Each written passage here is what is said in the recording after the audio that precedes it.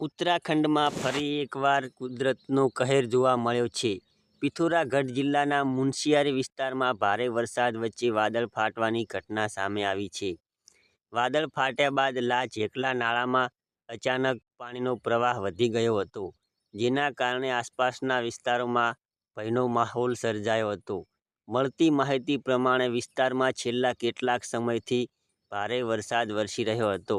ત્યારબાદ અચાનક નાળામાં પાણીનો પ્રવાહ ખૂબ જ ઝડપથી વધ્યો. પાણીની ગતિ એટલી તેજ હતી કે સ્થાનિક લોકોમાં દોડધામ મચી ગઈ હતી. આ ઘટનાની જાણ થતાં સ્થાનિક તંત્ર અને બચાવ ટીમો સતર્ક બની હતી. હાલ સુધી ઉપલબ્ધ માહિતી પ્રમાણે આ ઘટનામાં જાનમાલના નુકસાનની કોઈ પુષ્ટિ થયેલી માહિતી સામે આવી નથી. જોકે સતત વરસાદને કારણે સ્થિતિ પર તંત્ર દ્વારા નજર રાખવામાં આવી રહી છે અને લોકોને નદી નાળા તથા જોખમી વિસ્તારોની નજીક ન જવાની સલાહ આપવામાં આવી રહી છે. બીજી તરફ ઉત્તરાખંડના ચમોલી જિલ્લામાં પણ ભારે વરસાદની અસર જોવા મળી હતી.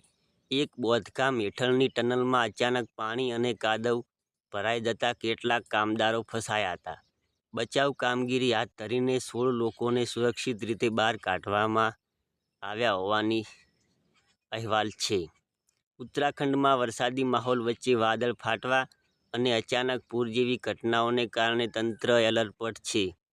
પહાડી વિસ્તારોમાં હવામાન ઝડપથી બદલાતું હોવાથી લોકોને સાવચેતી રાખવા અને સ્થાનિક પ્રશાસનની સૂચનાઓનું પાલન કરવા અપીલ કરવામાં આવી રહી છે.